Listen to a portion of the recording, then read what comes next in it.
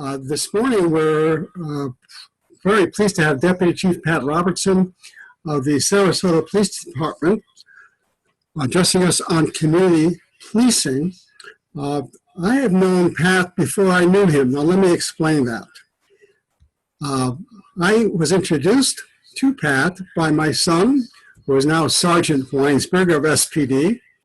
And then when I said, pleasant to meet you, I remember, Pat, you telling me, actually, you've met me already. And I said, what do you mean I met you already? And you explained, well, you were at my son's wedding. I should say my wife's here, so our son's wedding, which is close to 20 years ago.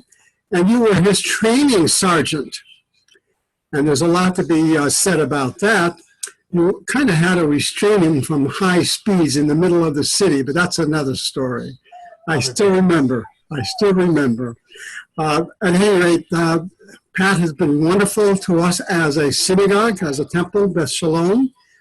Many of us attended a terrific Police Citizens Academy. Several of us here actually attended, which is under his aegis ultimately. So it's a real pleasure to get reunited today and to hear you talk about community policing. Pat? Sir, thank you, Doc. Always a pleasure. And thank you for everybody for dialing in. And so just to kind of lay the framework here, I talked to Dr. Ed for a while about kind of what the expectations were and what we would like to talk about. So we can go off script, as I said to the doc. If we can keep it completely operational, we can get into the theoretic or the contemplative. However, the group would like to go through Ed. I don't know, some groups type in their questions for the administrator, just so you know, everybody's not yelling over each other. In any event, whatever you want to talk about, I'm game. And if I can't give you an answer, I'll find out somebody that can, and I'll get back to you through the doc. But a little bit about myself. My name is Pat Robinson. I'm the current Deputy Chief of Police here in the city of Sarasota. I grew up in Sarasota. Actually, for those of you that are from Sarasota, if you know where Demetrios is, I grew up on the other side, the east side of 41, where the Wendy's used to be. That was where I grew up. I went to college. I got my undergraduate degree at the College of the Holy Cross in Worcester, Massachusetts, where I met my wife, the most important thing outside of my bachelor's degree, and moved back down here. I finished my master's degree in public safety executive leadership through St. Cloud State about 5 years ago. And I was recently appointed a Anti-Defamation League Aspen Institute Fellow about a month ago. So I'm really looking forward to that program starting. It's really exciting. There were 22 people in my class selected through the entire United States. So very honored to be part of that group and represent the city of Sarasota and our community in those really important conversations. I have been with the police department for 20 years. I graduated from Holy Cross, came right down here, ran out of money, and my dad told me I had to start working, and here I am, right? So 21 years later. It's a fantastic career. It definitely has its highs and lows, which is one of the things that we'll talk about today a little bit, and how this year has been different from any other year that I've been a police officer. So I'd like to talk a little bit about what we're currently doing in the police department, and Dr. Ed had asked me kind of touch on our philosophy as far as community policing is concerned. And it's really a very, there's a generalized term of relative to community policing, but really what it is knowing the level of involvement that your community really wants out of the police officers. And the really challenging thing for the Sarasota Police Department, we do not have a homogeneous society that we're working in. We have we have a lot of different communities within our city. So the geographic boundaries that the city of Sarasota has, basically the airport down just south of Bee Ridge Road and out to McIntosh. So within that little triangle, you have so many different subgroups. I think we have 55 named neighborhood associations in the city of Sarasota. And that ranges from what would be referred to as a super zip, which is the highest of the high socioeconomic, down to the lowest of the low. I would turn your attention at some point, if anyone's taking notes, if you'd like to read a very interesting article. It was published not too terribly long ago, a few years ago, on the Washington Post. It's called, it's actually on the Washington Post, I pulled it up. It's called Washington, A World Apart, and it allows you to search your zip codes to find out where you rank, where your zip codes rank within the construct of the entire nation as a whole. So that's education, education level, and economic status. So just to kind of give you an idea of where Sarasota sits on that, the highest area that we have is just south of the the city core, which is an 86 out of 100, so it's 86% higher. Longboat Key, for example, is in the 94th percentile according to the Washington Post. Now, our Zone 2 and Zone 3, which is historically identified as Newtown or North Sarasota. So Longboat Key is a 94, Newtown is an 18. So you have that very interesting dichotomy between the haves and the have-nots, and we have to make sure that we're appropriating our policing response to both of those constructs, because that's really what community policing is being able to address the community's needs. And the needs in downtown Sarasota are very, very different than those in Newtown, and they're very, very different than they are in South Sarasota. So it's a very interesting policing dynamic. And obviously you have to maintain the legality of your law enforcement endeavors across those socioeconomic variations. So you have to set the bar, and then, as we talked a little bit about, you always have to police to whatever the crisis is in that community. So, you know, a crisis in South Sarasota might be a lot of people running a traffic light, whereas crisis in Zone 3 oftentimes is a shooting or, you know, drug dealing, street level drug dealing. So you have to be able to appropriate the appropriate level of resources to address that without creating more problems within your policing endeavors. Doc, did I kind of hit on that well enough? Perfect timing, right when you reach for the drink. I love it. It's just like a good waiter. Wait till you put something in your mouth and then get them. But kind of to talk about some of the things that have happened this year, or some of how we're trying to stay ahead of those community policing ideas. Obviously, there's one thing that we've seen here this year, which is the George Floyd situation up in, I believe it was Minneapolis. And, you know, there's a lot of, unfortunately, that happened, I believe, Minneapolis, 1,694 miles away from us. So one police officer in that community did something that was atrocious, terrible. We've seen it. And the entire organization from, I believe they said that there's 790,000 law enforcement officers in America. And immediately we went from everyone's friend on a Monday to a week later having mobile protests in our city, where some of the protesters were very, very vocal and very, very, I mean, some of the things that some of the protesters say to the officers who are just horrible, very, very horrible. We've had 23 mobile protests this year. So from March, actually, I believe that the first was in June. June through today, we've had 23 moving protests that we've had to staff and appropriate. Now, the fantastic thing about our organization is we've got some very, very bright people here. We are very engaged with the people that actually are planning some of these events. During all 23 of these, we've not had one arrest, we've not had one injury, and we've had no property damage in the city of Sarasota during any of those 23 events. So in those average from about 50 people up to 400 people at any given point in time, and that fluctuates with staffing. So I'm very proud of that record. You know, it came at somewhat of a cost because they did interrupt traffic in a couple events, but you never want to get into that. Decision was made early on not to go down that road and have a really a very, very aggressive take on those protests, because we felt the time was right. And we eventually had a conversation with those organizers and said, look, guys, we have them. You just can't keep taking the roadway. This is how we're going to play this moving forward. And quite frankly, because of the way we were addressing some of those issues early on, they have been completely compliant since. We've had a couple additional events since the last, I believe it was July 4th was the last event where they blocked the roadway. And we've had a number of events since then where they have stayed on the sidewalk and been compliant with our request not to block the roadway. But that's all about relationship building during that time period. And I think it went pretty well. Some of our current efforts are law enforcement active de-escalation training for Train the Trainer. So de-escalation and crisis intervention training is sort of the hot conversation.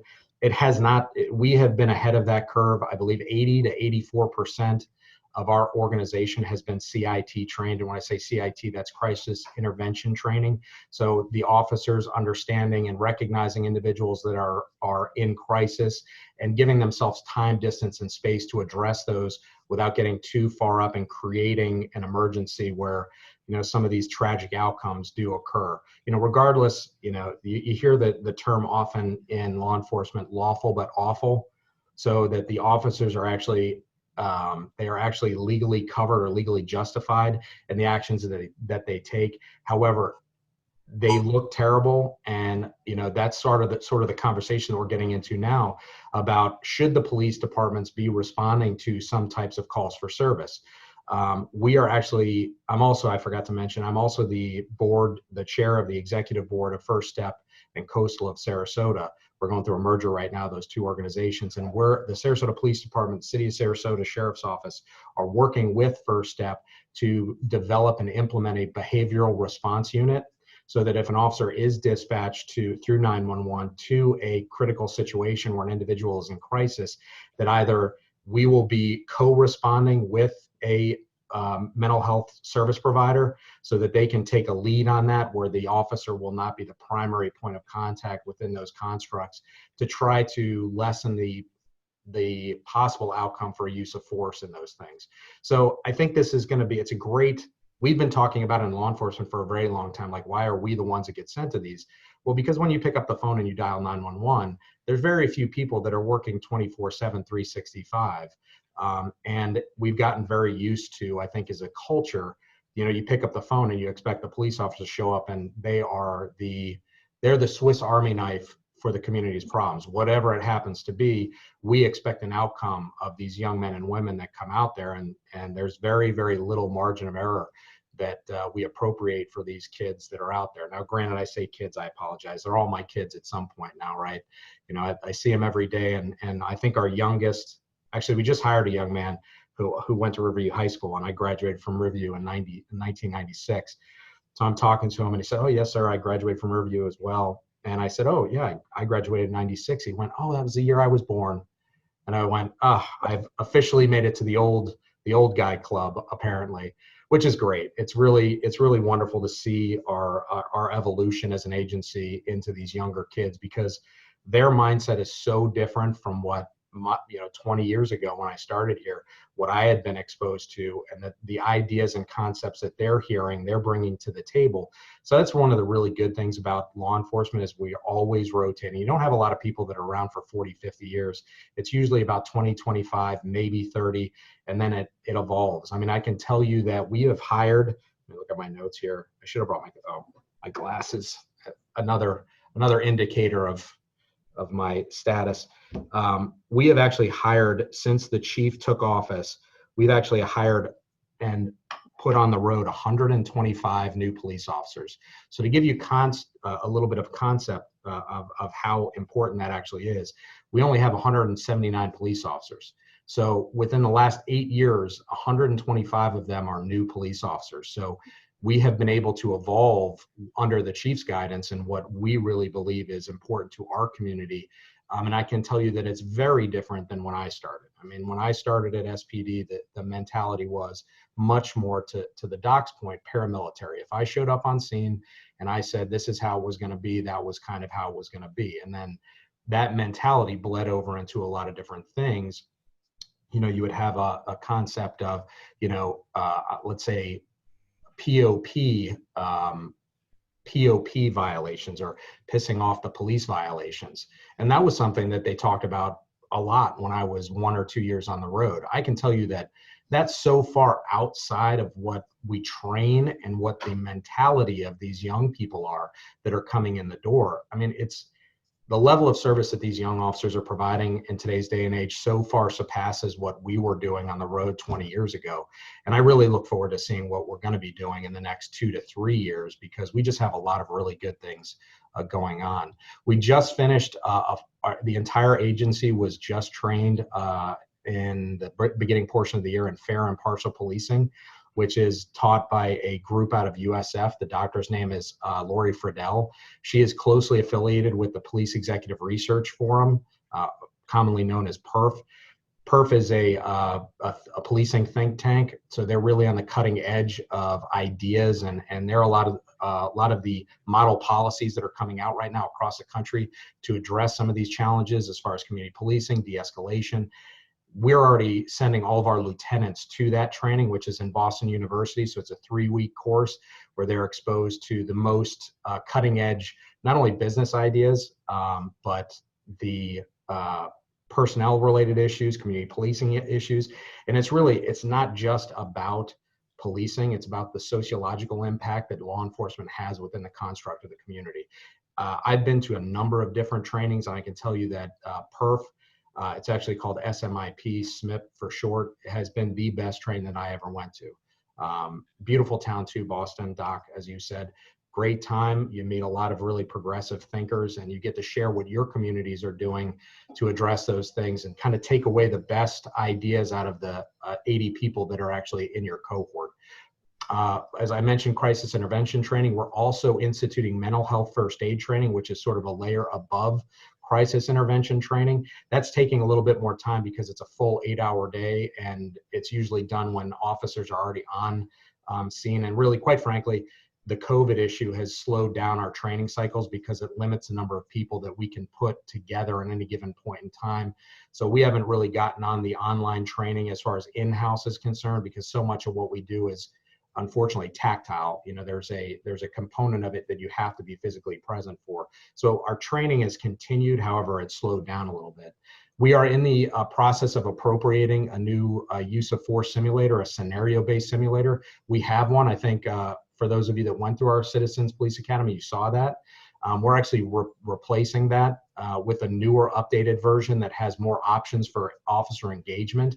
So instead of, let's say, 30 different outcomes, it will have 330 outcomes, all based on how the officer reacts to the situation that they see. One of the great things about the simulator is, oftentimes when I went through the police department, there was this idea that every encounter that you trained in, you were training to a negative outcome or an outcome that used force. I can tell you from my experience, when I was back 21 years ago, when I went to the police academy, very few of our training scenarios came out in a positive endeavor. Stan, I love the hat, by the way. I just can't, the pirate hat is great. I'm going to figure out how to do that.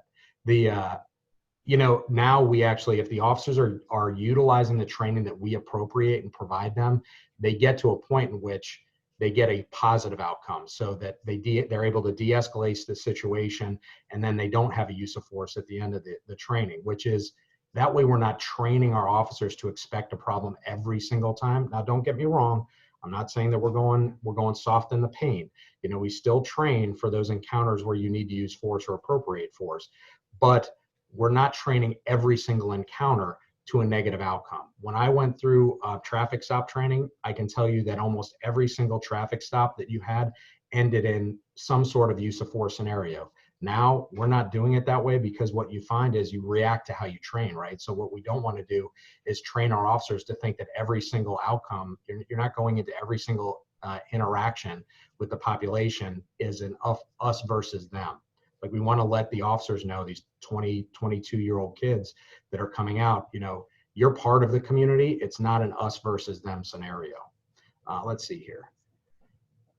Ed, why don't I open it up for some questions, because I went over a lot of different stuff right there, and I see that there's been a couple bubbles that have popped up on my screen here. Let's see, do I have this? Do we have the support of the city, or are we told to stand down? I think that, as far as stand down, there's never been a stand down order. I can tell you right now that if there's violations of the law, we will address them. The decision very early on was that if we're encountering violent tendencies within the construct of these protests or these events, that we're going to take enforcement action to ensure the safety of the individuals in the community, the individual protesters, and property, you know, in that order, you know, and then obviously the officer safety issues as well. But the great part about, you know, I can't say enough about our community. We didn't have those issues. I mean, yes, we had problems with people yelling and screaming, but the exercise of the First Amendment is a phenomenal thing. And as long as they're not breaking stuff or hitting people, you know, I think that during that time period, we had no issues. We had no issues whatsoever during those time periods. Now, we had to de-escalate some of those situations so it didn't turn into a physical confrontation, but I give all the credit in the world to the guys and girls that are out on the street to make that happen. Because like I told you, Sarasota is an outlier in that venue. A lot of different places had many arrests. They had a lot of businesses that were damaged, a lot of injuries. We did not have any of that. So I think that speaks volumes to the level of professionalism of the men and women that are out there doing the job. What percentage of my budget comes from the federal government? Almost none. We're appropriated grants through the Bureau of Justice Assistance, pays for our ballistic armor for the officers. And I think we have a couple other small grants, but it's nothing that would make a real impact as far as the federal government. So Joel asks, will the behavioral response unit be staffed 24/7, 365? So as it rolls out, we're actually in the conversation right now about funding, and that's going to be the funding source. I believe some of the nonprofits in town are going to step up and fund our pilot program. They're going to be in an on-call status. So just like our detectives, that they'll come out. So right now it'll be more of an on-call thing. I don't think they're going to be just sitting in a room 24/7 or driving around. Now we might get there down the road to see, we need some wins to show that this is something that can be appropriated in our community. And I think we'll get those very early on. I have a lot of hope with that. Discuss how Sarasota PD has dealt with religious hate crimes. One of the nice things for me is I get to directly supervise our intelligence unit, our Joint Terrorism Task Force, and our U.S. Marshal Task Force officers. We're very aggressive with that, and I can tell you that we have a great relationship with the FBI. What is the gentleman's name that just took over with the Federation? Is it Solomon is his last name? Is it Jeff, the security director? Yes. Yes. Jeff Solomon. Jeff, there you go. We have had a great relationship with the Federation. Some of you probably met or spoken with Ronnie Roberson, who is our JTTF task force member. You know, it's about hitting it very hard, very fast, and then communicating the outcome. Now, one of the challenges that we do have is that we have Temple Beth is in our jurisdiction, and a number of other temples are literally across double yellow lines into the county. So we have a great relationship with the county, but sometimes we get called about issues that are not within our jurisdiction. But like I told you, Ronnie Roberson talks to the county's intel folks on a daily basis. So we really don't have an issue as far as addressing those.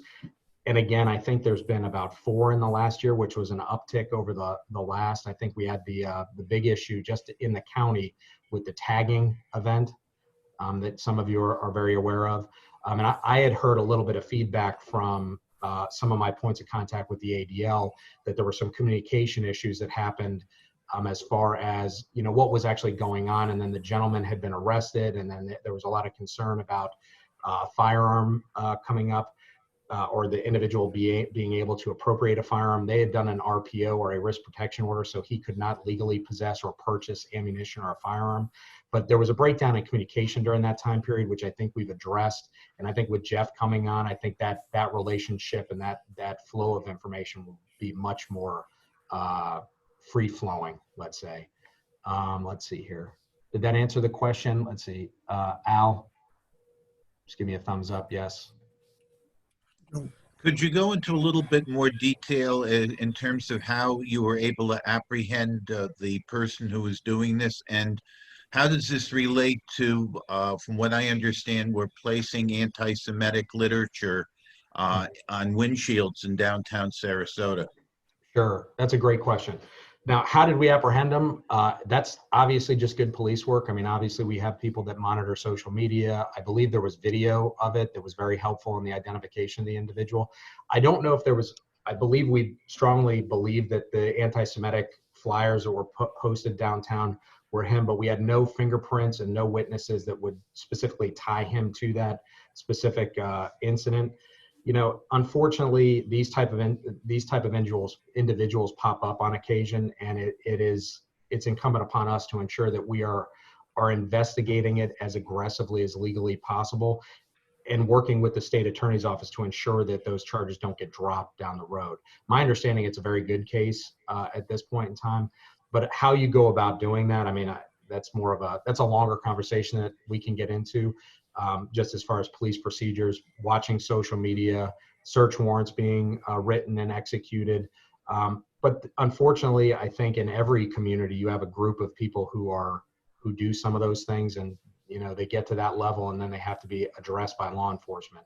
And luckily, we have a lot of very well-trained individuals in our community that are standing ready and are willing and able to address those problems as they come up. So I guess that would be my answer to that. Carol asks, what are the educational requirements to become a Sarasota Police Department, and how do I react to calls to defund the police? So the educational requirements, historically, years ago, we had an associate's degree requirement. You had to have, I believe, 90 college credit hours to become a police officer. When the chief first came in, she made some decisions that ran probably countercurrent to what a lot of folks were talking about, but she understood the need to break down historic barriers to non-traditional applicants, okay? Communities of color, women, just folks from a different background than your generalized. When I say non-traditional applicants, basically I mean not white guys, right? I mean, I think all across the country, you can say that the average applicant for law enforcement is a white male with an associate's degree between the ages of 22 and 27. So, but that's not necessarily reflective of our community as a whole. So what the chief did when she first came in is she knocked down our college requirements. Obviously it's preferred, but it will not negate someone in putting in their applicants or putting in their application, pardon me. She also removed our swimming test, which obviously in some communities, they don't have access to swimming pools. They don't go to the beach. It's amazing when you talk to some of the applicants that is actually a concern. Growing up in Sarasota, I was swimming all the time. I don't even think about that. But to appropriate those, to reach out and touch base with those different communities and break down those historic barriers to law enforcement, that was really the first step in starting to move forward with a more reflective police department. We also do a lot of recruiting in historically Black colleges, and as well as our own backyard. It's really difficult to get people from the community to work at the police department. And you would think that wouldn't be the case, but I kind of fell into this job, and a lot of people don't want to police in the neighborhoods they grew up in. I mean, I can tell you, I have physically arrested friends of mine that I played football with in high school. Like, it's kind of weird. So some people don't want to have that level of responsibility in their own backyard, but that doesn't say we don't make the effort. I think this is a really impressive point, and I give the chief 100% of the credit for this. And it's a team effort, obviously, and that's exactly what she would say. But I can tell you that based on the statistic that I'm about to give you, she deserves a lot of credit for this. So during the chief's tenure, since she got here in 2013, she has hired more non-traditional applicants for the police department than the past 6 prior administrations before her time. So we have hired 54 non-traditional applicants since the chief got here. To give you an idea, that's more than the 15 that Chief Holloway hired, the 10 that Chief Abbott hired, the 3 that Chief Jolly hired, the 9 that Chief Lewis hired, and Jolly went through 2 cycles, so 3 before that, and then Chief Lewis from 88 to 92 hired 11. That is a huge difference. I mean, that shows the commitment of the chief and our recruiting staff to really pushing the idea of representative policing forward. And it really will make the organization much stronger in years to come, because we're going to have people from different backgrounds, different socioeconomic backgrounds, different education levels, and they just have a different outlook on how you deal things. You never want to just become an echo chamber, because then you're not hearing the things that are coming in from outside. And law enforcement already is sort of a closed culture. So to bring folks in with a different background is always a good thing, even though it is difficult to bring some of those people on just because of those historic barriers and the idea that it's a closed shop. And that's one of the things that we've worked very hard with our social media and engagement to try to break down. Hopefully you guys all follow us on whatever social media platform that you utilize, Twitter, Facebook, Instagram, Nextdoor. I'm sure I'm forgetting 1 or 2. Genevieve will be mad at me, but our PIO. But we really do try hard to get the word out that we are an inclusive agency. Let's see here. How do I react to defund the police? Unfortunately, in most communities, the number one reason that a municipality exists is to appropriate service. And one of the largest services that you appropriate is public safety, roadways, public safety, fire, education, etc.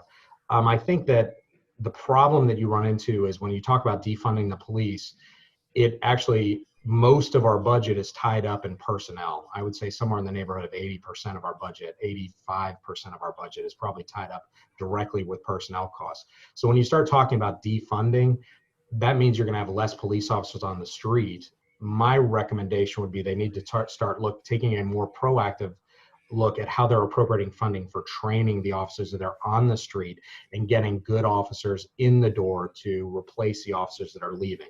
Now, Sarasota is an outlier. I'll tell you that right now. We have a very supportive commission. We've had a very supportive city manager in Tom Barwin, who was a police officer many, many years ago.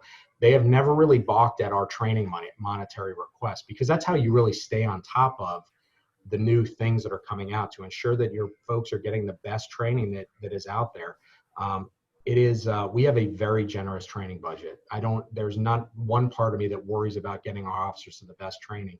And we're always trying to train for the next new thing. So we're always trying to stay one step ahead. For example, the leads training that I mentioned earlier, the law enforcement active de-escalation and implicit bias training, that's going to that is train the trainer. So what we do is we send our training cadre out, they take that class, and then they incorporate that into our scenario-based training. So we're teaching the most cutting edge information all the time, because quite frankly, if you're not moving forward, you're falling behind. And the rate at which this occupation has been changing, it's night and day from 10 years ago. What's expected of us, what is appropriate to respond with. The tools are changing, the opinions of the population are changing in regards to what they want from the police. And that's something you constantly have to cull, because I've got guys on the road that have 32 years on. Well, I can tell you that 30 years ago, what the community expected out of us, very different from what they expect today as far as outcomes are concerned. And then you get into the conversation about body-worn cameras. That's going to be coming online here probably by, I just got the shipping notice from the captain. So I got my FedEx shipping notice for the, I think it's, what do we spend? Somewhere in the neighborhood of $1.2 million. Did I say billion? $1 million in body-worn cameras that will be coming online. So we're hiring 2 positions to get that program up and running. But every officer that responds to a call and every officer that is on a special response team will end up having a body-worn camera. Our target date is in March to go fully operational. So I think that's going to be a huge benefit to the officers that are out on the street and the community at large, because it's going to be a transparent thing. They're going to turn it on when they turn their lights on in the car. The body camera will already start. If they draw their weapon, we actually spend a little bit more money to ensure that if a weapon is pulled, either a taser or a firearm, that the body-worn camera will activate, and the body-worn cameras around that individual will also activate. So it reduces the possibility of an inadvertent non-activation. I mean, I think, like any new program, there'll be some friction and there'll be some issues we'll have to work out.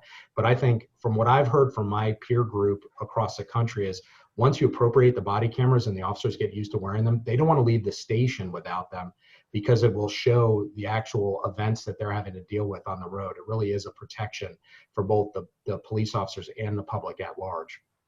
And it's a great tool. It really is. And we really are getting the best vendor with Axon, I believe, as we move forward. Let's see here. So defund the police, I would say fund the police, fund the training of the police, fund the recruiting of the police, because just like most things in government, it takes a long time to appropriate change. And if you're not investing on that front end change, it's very difficult to just cut the organization in half and move forward with that. Elliot said, how much training do officers receive in hostage type situations that we'd be most concerned with at Temple Beth? How many, do you have a sense of how many police officers are members of the Proud Boys? I think that's that's an interesting question. The first one is easier to answer than the second, frankly, Elliot. The first is how much training do we receive in hostage situations? So I just went through our most recent active shooter scenario training. So that basically is if you have an individual that's at a location and actively doing harm or has barricaded themselves. And so one of the things that we train is active response to threat. So if there's one or two officers, they immediately respond if the individual is doing harm to the individual to negate that threat. However, part of that training is also to understand if that individual is locked himself in a room, is by himself, then that is where we would stop, and then we start calling in the specialist unit. To Joel's background before, the individuals that were in that picture are members of our SWAT team who are very highly trained. They are activated at the same time our crisis negotiations unit is activated, and there's a whole setup scenario that would take place after an individual is barricaded. But every single police officer, so you saw some of the stuff in Parkland where the officers stood outside or hid around the corner. That's not something that we train at the Sarasota Police Department. If there's an issue, our officers are going to respond to that issue and protect the life and safety of the individuals that are being threatened. And we always want that to be a positive outcome, but if it goes down a different road, then we're prepared to take those steps as well. And as far as the members of the Proud Boys, I would have to tell you, I know the vast majority of the individuals that work for me, and they go through, and someone else asked about psychological testing. We not only scan their social media prior to hire, but they also have to go through at least one, if not two, psychological evaluations to get into to be hired and to go to the police department or a police academy. So there's an extensive amount of training. And like I said, we do get into their social media to ensure that there's nothing in there that's questionable. We actually just had a conversation with a third-party vendor that has a platform that basically search every single it's some sort of algorithm. Please don't ask me to get into it. It was a very complicated presentation. But I think we're going to end up moving in that direction because it just gives us an eye into different things that we might not look into. I know we look at Facebook, I know we look at Instagram and Twitter, but there's all kinds of different weird things out there. So this company will actually give you like a very broad umbrella to ensure you don't have the unknown, right? I mean, the guy that you don't know about that presents pretty well, and then he tries to scam his way through the system and get into your organization. I think we do a phenomenal job of vetting our applicants. We have two very, very qualified background recruiters. They have to go through multiple interviews with staff. They have to meet with the chief of police. We don't just get one piece of paper that says, I want to be a police officer, and you walk in the door. It usually takes 3 to 6 months to complete it, and then 6 months to a year to actually go from zero to hitting the road with us. And there's multiple points in time where they're assessed. They ride with 4 different police officers during the training cycle that are handpicked by the chain of command and training unit. So if there's even inklings of that type of behavior, we're not going to stand for that. Not only because it's not the right thing to do, but the amount of issues that creates for an organization, the damage that it does to the public trust to have an individual like that in your organization is absolutely astronomical. And the damage that will do, that's what you call a department killer. If you have a couple people that are in there doing things like LAPD and some of those, special unit teams that were doing illegal events, I mean, we would not survive that as a command staff. So we're very, very in tune with that, and we do work very hard to ensure that nobody like that or with that mentality gets into our organization. So I would say 0 members of the Proud Boys as an organization, hopefully. And if we ever get inkling of that, it will be addressed appropriately. And I kind of touched on the extensive psychological testing, but that opens up another conversation. It was one of the points and things that we're working towards. So one of the conversations that really has come out of this COVID protest is the need to ensure the mental well-being of our police officers. So, on a daily basis, I believe that the average, and I can't remember where I read this, it was in the news, but the average critical incident that the average adult American is exposed to throughout their life is somewhere the number of 8. I believe that we are 32 times higher based on this occupation. So fire personnel, medical personnel, and law enforcement are exposed to critical incidents at such a higher rate than the general population that really does breed the risk of suicidality, divorce, substance abuse. So I think that although it's been very stressful, these incidents have really shined a spotlight on the need to develop and implement a really comprehensive officer wellness program. So we here at the police department, obviously under the the guidance of the chief of police, are working on a 3-tiered operation. One is the mental health side, which is sort of what the conversation is. You know, one of the, hopefully everyone heard about the situation, that the tragedy that happened out at the sailing squadron with the young boy that was killed in an accident. So we had 7 officers that responded to that. For those of you that don't know, the officer, our Marine officers, it jokes me up a little bit because my 10-year-old is the same age as the little guy that lost his life. But we had two officers who are both parents that pulled that young man out of the water while he was still alive, and transported him to the fire medics that were on land. And then we had 5 other officers that were directly involved in that. Now, one of the things that we started doing about 4 years ago is for obviously traumatic incidents. We have a psychologist that is a contract employee, and we, as an agency, basically tell the officers that are there, hey, look, you're going to go see the doc, just get checked out and make sure that everything's firing on all cylinders. Now, part of the conversation as far as mental health, and if I have any psychologists or psychiatrists on the Zoom today, they can back me up on this, is there is a stigma, especially within, the law enforcement community, and the fire side, is that, it's not necessarily looked at as, it has historically not been looked at as a positive thing to have to go see a psychologist as related to your job, right? How many movies have you seen where the cop gets put on the rubber gun squad, or he gets put on desk duty because he is not feeling okay? One of the things that we started doing, like I said, 3-4 years ago, is like really mandating officers go see that. And I'll be honest with you, when it first came up, I was not a huge proponent of it, because when I started, it was, hey, suck it up, deal with it. This is part of the gig. This is what you do. And after about the second incident that we had feedback from officers that were like, you know what, I'm really glad that you sent me.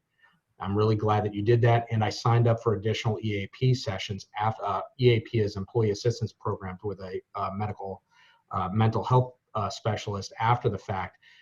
I signed up on my own after that. And really, I think it's changed the mindset in our organization so that if there is an issue, you don't have this black cloud over it. So for example, with the situation with the young man, we sent all 7. That happened on a Saturday. That Sunday, our psychologist came to the police department and met with each one of them individually.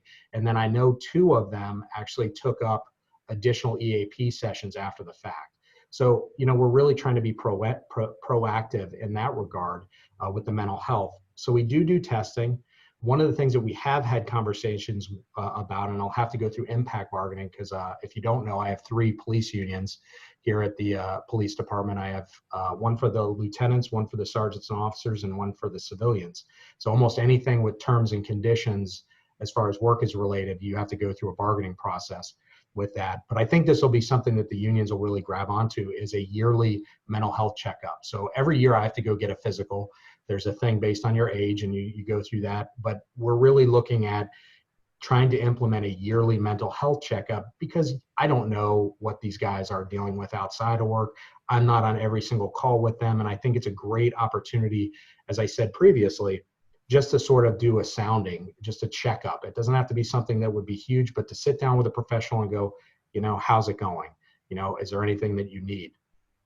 The other side of that, so you have the physical side of it, you have the mental health side of it. We're also developing a plan to address the financial wellness of our officers in the long term. I can tell you that's not something that anybody sat down and talked to me about, and I probably would have made some different life choices early in my career. I bought a couple really nice cars that probably put me back a little. When I first became a police officer, bought cars that were way too fast and way too expensive for myself. But having someone to sit down with the officers every year on their anniversary date to talk about, this is your pension benefit, where are you at with your savings, are you putting into your 457, so that as they have an idea of where they are with their financial goals and their financial future. So 25 years in, they're not, unfortunately, we have a lot of officers that will work extra duty details to make ends meet, And we don't want to get into a position where someone is giving up their work-life balance to pay for bills, especially if we have the opportunity to make sure that they're educated on what their financial future actually is, and some of the benefits and pitfalls that they could get into when they're having a developing family, buying homes, etc. So I think it's a great idea, and I'm really excited. I think we're going to roll that out, so please don't go tell anybody. But what I think the chief is planning on rolling that out at around the first of the year, and I think it's going to be a really, really good thing for our agency as a whole. Just to note that Ron is a outstanding proactive outreach to the community, and he is a great guy. I worked with him when he was a detective, and I couldn't be happier that he is in the position that he is in. He's a consummate professional. Let's see here. Has there been a spike in the number of resignations and retirements? We've had a couple unanticipated resignations from people that were had about 25 years on, and COVID has been stressful for everybody. So I'll go into that a little bit, Ed, if you don't mind, about COVID.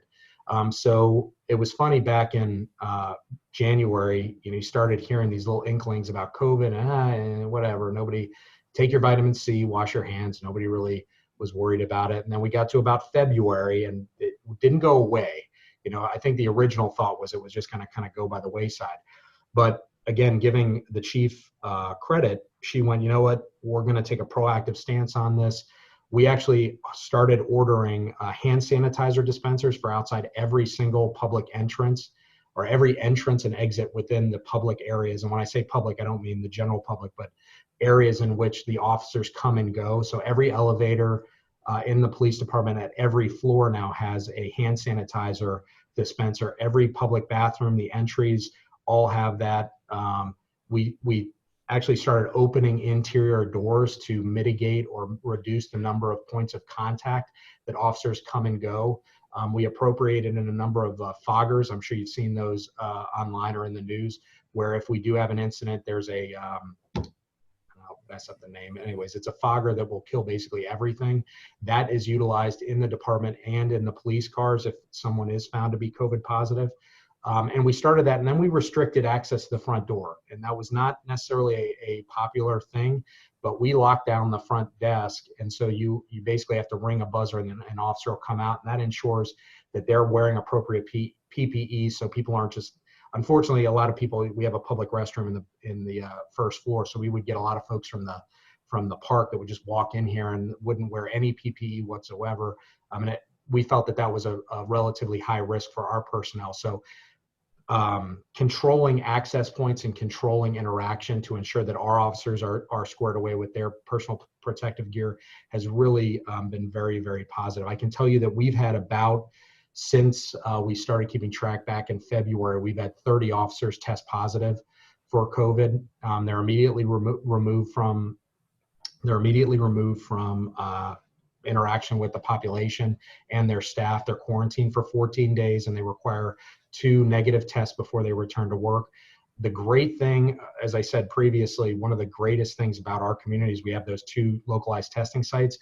And we had a great relationship with a local testing lab here that did rapid testing very early in the crisis. So whenever an officer tested positive, we were able to almost immediately get his peer group or those that he had contact with up to get tested. So our impact to staffing was relatively de minimis. I think the most people we had out, because it was a specialized unit and they were relatively close to each other, was about 5 people at one time. And we've changed how we've done things because everything's an evolution.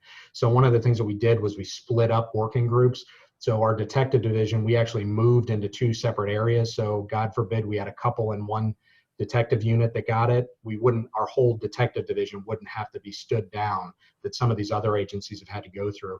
So we negated roll calls, in-person roll calls. So it's now done all over the radio. So it just you don't have 20 people in one room, because if one officer tests positive in that room, they possibly could have had interaction with or been exposed to COVID. So we don't lose our entire staffing paradigm. Now, that being said, part of our planning was to appropriate plans for service provision with a 10% staffing reduction, 25% staffing reduction, and a 50% staffing reduction. And that was around about March, April is when we came up with those plans, because we didn't know how this was going to go. We didn't really know how it would affect us in the staffing paradigm. And I'm, knock on wood, we've been very, very lucky where a very aggressive identification cycle. And, we push out constantly, look, if you're sick, you don't feel good, don't come to work. You got plenty of time to take off. You're not going to be, it's not a negative thing to come to work if you don't feel good. Don't come in. And if you don't feel good, we'll get you tested. And then we'll go down that road. But I think the aggressive testing and the aggressive testing of those around has really saved us. I think in totality, I think, because we also put officers on quarantine if their family members test positive. And I think we've had roughly 20 incidents of that. So probably 50 direct, since March, 50 direct involvements with COVID, which, like I said, knock on wood, I give that really low number as a result of our efforts internally. And our cleaning staff is working umpteen hours of overtime. I mean, this place is cleaner than I've ever seen it. Everything is wiped down at least once a day, every single thing. We've limited the number of individuals that are allowed to be in the gym at any given point in time, which, that just gives me all the reason to say that that's why I don't go, because of COVID. I just can't go to the gym because of that. But we've taken it very seriously, where a lot of other places didn't take it very seriously in the beginning. And I think that really has been a huge benefit for us. Should police have more access to tasers? Well, Bruce, every single officer in the Sarasota Police Department has a taser, every single one of them. So that last situation, and the name escapes me, where the individual came out of the house and had a knife, neither of those officers had a taser. The taser is not the panacea to these things, but it is definitely an option to help officers create time and distance to appropriate, giving yourself a little bit more time to make those decisions. And we're actually looking into a couple other products that might enhance, because it's the taser, you have to have 2 points of contact.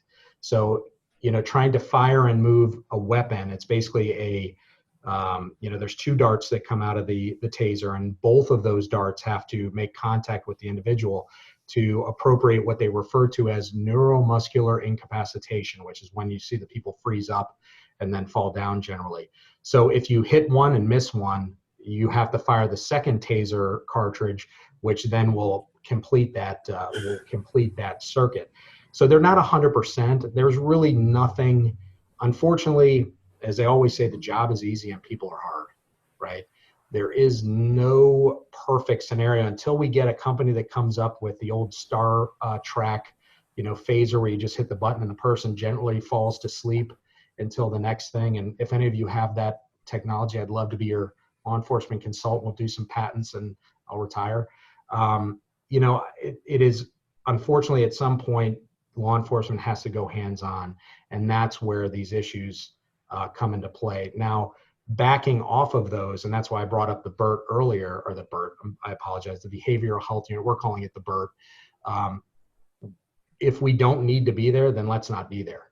And I think that's the conversation you're seeing unfold throughout the country, is if there are calls for service that the law enforcement agencies don't need to be at, then I think that we need to have those conversations. But again, that's also a community-based question, is what does the community really want of the organization?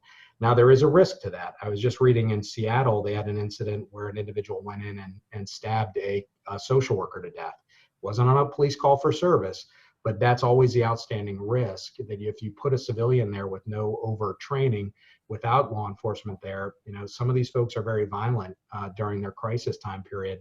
And, it's going to be a very interesting evolution in this occupation, I think. So it's going to be an interesting couple of years. I think in the next 48 months, probably you're going to see a lot of, I shouldn't say that, probably 24 months, you're going to see a lot of new things once the new administration takes office, and some ideas that are going to get pushed out at the federal level.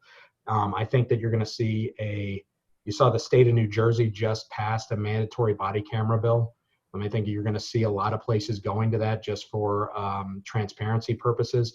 I think you're going to have more crisis intervention and de-escalation training, all of which we're already doing, which is great, because then I'm not under the gun as far as time is concerned to get our people through that type of training.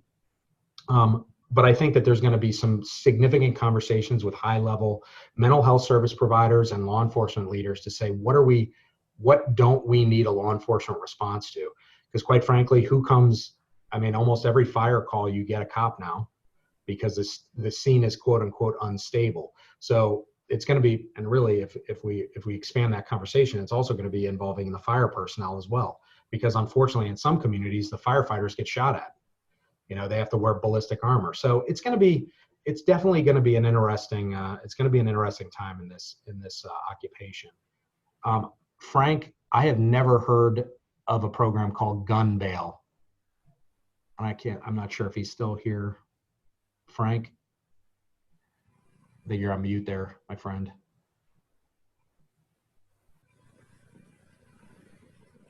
Give him a second. Bottom left of the screen. Okay. There you go. They did do some trials in St. Louis Police Department, and there's a company that has the police department, even the okay. Oh gosh. Okay, what do we call those guys that the pawnbrokers are accepting guns, and that they okay, and the guns are tracked all the way through software. And well, we have and to kind of go into that, we have a company, or not a company, a program that tracks all pawnbrokers in the state of Florida. So I don't really worry so much about, my concern is more along the lines of illegally appropriated firearms at this point. You know, you have, I can tell you last year alone, we had 27 firearms stolen from unlocked motor vehicles. You know, as far follow-up is that, you know, that they can exchange the gun for minor crimes. Oh, I see. So it's basically like a gun buyback program, but based on, you know, to alleviate minor criminal charges. Right, and then there's training also for those people. Yeah, I'll take a look at it, but I've actually never heard of that before. I know gun buyback programs have limited efficacy, is what we found here locally. You know, unfortunately, it's one of those things that there's such a proliferation of firearms. I think last year we did an operation where we took over 180 guns off the street during that operation. You know, it is one of the tools out there, but it's not something that is used here locally very often. But I'll take a look at that. Okay. Barry wrote, do you think Seattle is an outlier with its policy that would effectively legalize misdemeanor crimes that victimize thousands of Seattle? Oh, this is a long question here. Barry, where are you at here? Raise your hand for me. I got to see what you look like so I can avoid you out on the street. You hem me up with a question like this. Do you think Seattle is an outlier with its policy that would effectively legalize misdemeanor crimes that victimize thousands of Seattle residents every year? It would allow all sorts of criminal acts, even mistreating animals. If someone punched a child in the face, exposed themselves, stole their bike, charges could be dismissed, or showing signs of symptoms of depression, or is more of this coming? You know, this is part of, you know, there's a conversation in law enforcement circles relative to a nationalized criminal code. It's very difficult just because of the way that our republic is set up. You know, you have the Posse Comitatus Act, there's states' rights. We are a fiercely localized nation, right? I can tell you that I don't want, if you're asking my opinion, I do not believe that that is going to be, I think that they're going to bite off a lot more than they are expecting as far as completely non-criminalization. Do I think that there needs to be deferment on the back end? Absolutely. But I don't think that just going, hey, you can do whatever you want is really a good idea. I think that we do have to have laws that safeguard everyone, and there has to be a lot of work. Unfortunately, let me back up.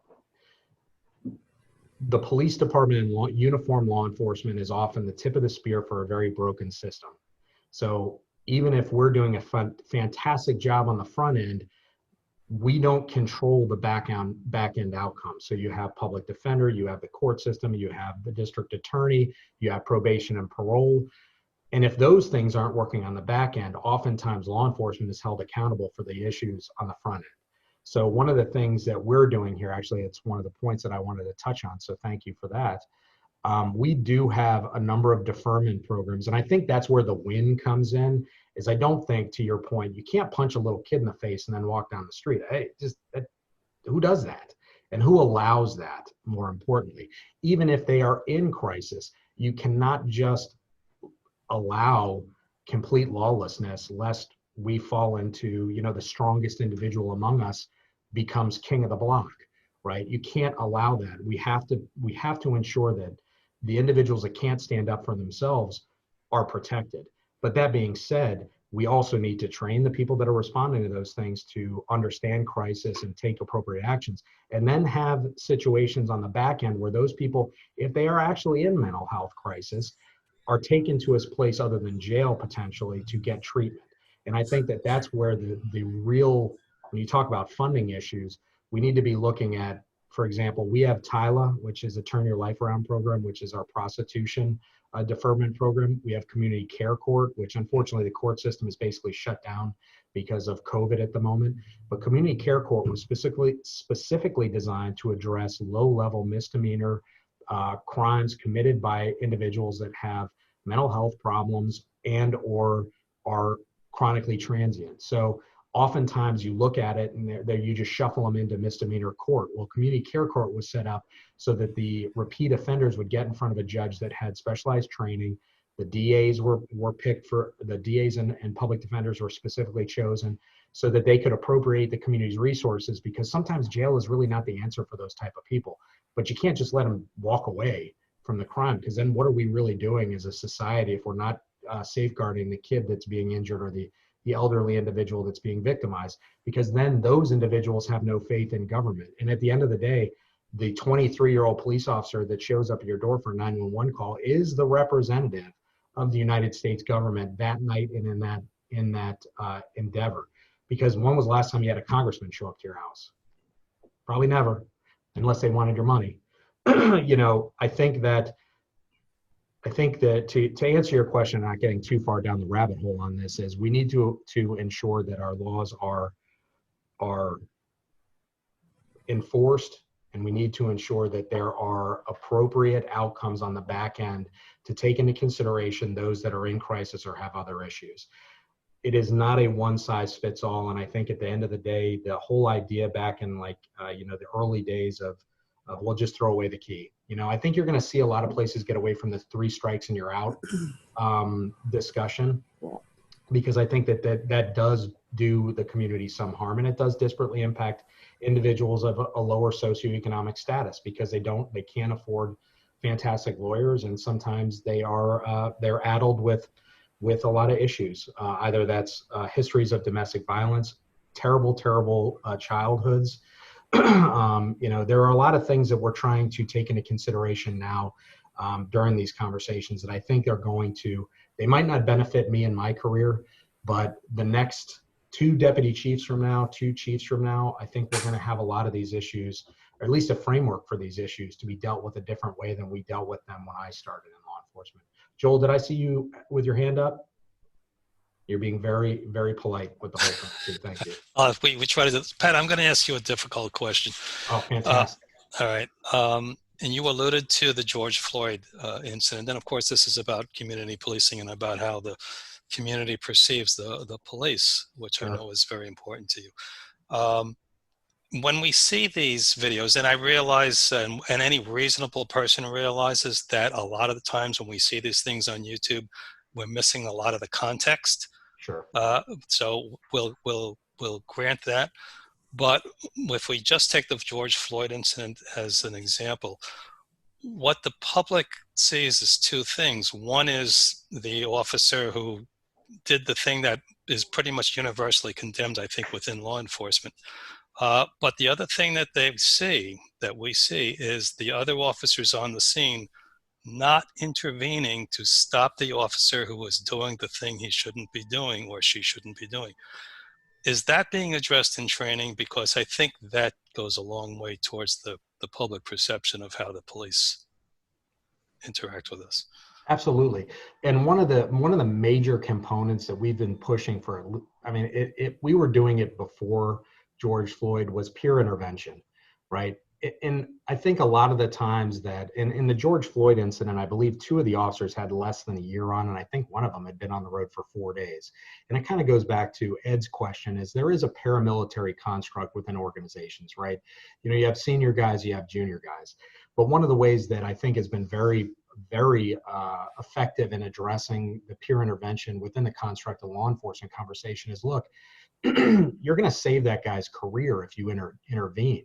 Right? If you see something that's going the wrong way, because at the end of the day, officers are human too, right? You know, we can train you, and for the veterans in the room, you know, you've been in combat. God forbid if you did have to get deployed and have to go through something like that. You can train to address the physiological aspect of the engagement. It is a fight or flight scenario during an arrest. Your adrenaline is up, your heart rate is up, your your neuromuscular, gross neuromuscular skills go down. You know, arrests are scary situations. I can tell you that without regard. When you're by yourself in the middle of the night and you're fighting with an individual on the street, there's nothing more satisfying, or nothing that makes you feel better than hearing sirens coming to help you.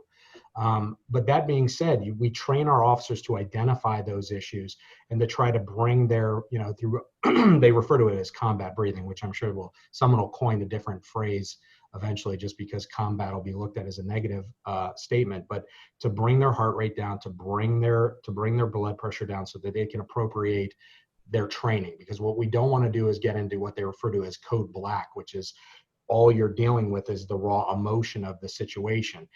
And that goes back to, and I appreciate you asking this question, but that goes back to the selection process, that goes back to the mental health checks, that goes back to the selection and making sure that these officers have the right temperament before we put them out on the road, so that they're not prone to aggressive or, for example, if you have an individual that, and again, this is not something, please let me tell you that if there are situations where you have arrests, which we've had people that have had arrest apply to the police department for, say, domestic battery or other criminal acts, you know, the best predictor of future behavior is your past behavior, right? So if you have a number of issues growing up, whether that's getting in fights at bars when you're in your 20s in college and you're engaging that course of conduct, you're probably more prone to act that way as you move forward. So again, looking at it through a selection process is so very, very important.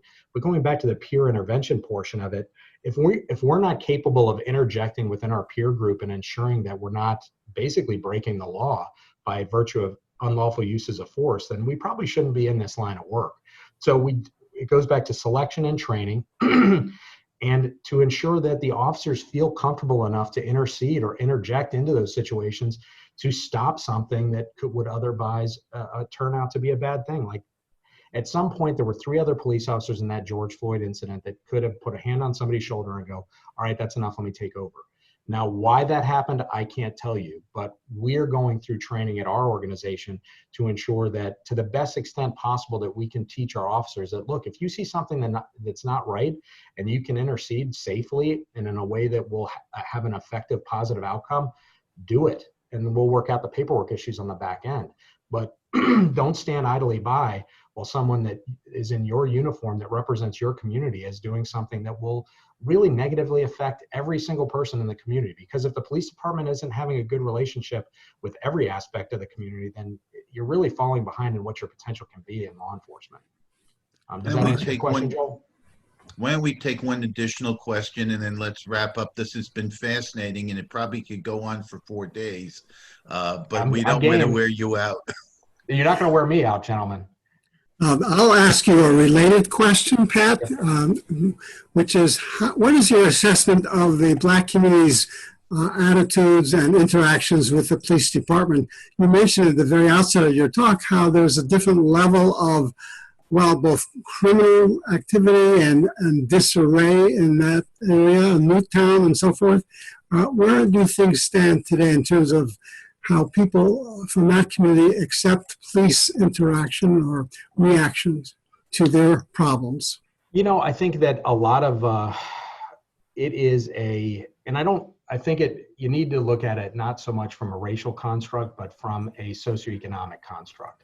because unfortunately your lower socioeconomic areas generally are where you're going to find the vast majority of unlawful criminal conduct as it pertains to violent crimes specifically.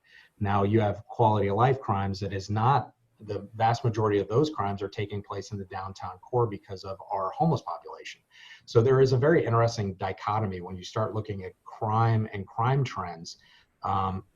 As far as our interaction with the African American community, I can tell you that it's always very, very complicated, because you have representative areas and you have non-representative areas. Now in law enforcement, you want to set that bar completely level across the board, right? But I can tell you that we just got some emails questioning the number of officers that we had appropriated to a certain neighborhood. Now, part of the challenge there is some individuals in certain communities believe that they should have more police, and some believe that they should have less police. And that can be delineated by less than a block back and forth, or the neighborhood group in which you're dealing with. You know, again, you really have to, you're always working on this line between too much policing and not enough policing. And in certain neighborhoods, the variance for that, or the tolerance, is much larger. So you can put a lot of police officers in an area and that won't cause an issue. You put a lot of police officers that are doing something specific in another neighborhood, it can create tensions that then erupt into other problems that then you have to deal with. You know, I think that policing, and it really it crosses all socioeconomic areas and races. It really comes down to that point in time, that on-scene commander who has a good feeling about where you're at within the construct, the overall policing theory. I mean, let's be honest, Chief DePino does a phenomenal job of getting her message across to our officers. She sets the bar on what we're going to tolerate as far as a police department, our training, how we're treating our people, how we're treating our citizens. And that's not the same in every community, right? And I think we are very, very blessed to have our boss here with her mindset of where we're going in the future, as well as our command staff, because although they set the tone, they're not out on the street 24/7, but they're part of the selection and training of those individuals. So I think at the end of the day, it's a super complicated question that you probably could write a doctoral thesis on, as far as the involvement of a law enforcement in different segments of the population and how those vary. You know, I think that, as I mentioned earlier, we have a lot of different things that are coming online, and I really am hopeful that the police department can't do this alone. And I think the one thing that I would say is, the one thing I always tell people in these presentations is, law enforcement is a lot like a Band-Aid. We're never going to solve a lot of the sociological ills that have gone on for a long time, just by virtue of the fact that I don't have enough time to spend 2 weeks with you to dig down underneath all of those different levels to figure things out. But that being said, I think we have identified that as a shortcoming in our operational cycle, and we're developing some of those processes like the BERT, like some of the mental health teams that we're going to be putting out there, some of the deferment units that we put out to address those issues. And as we get better at addressing those issues, those are building blocks for future successes to ensure that our community policing efforts are reaching as many people as we possibly can. And I'll close with this, Doc, if you wouldn't mind just saying one thing.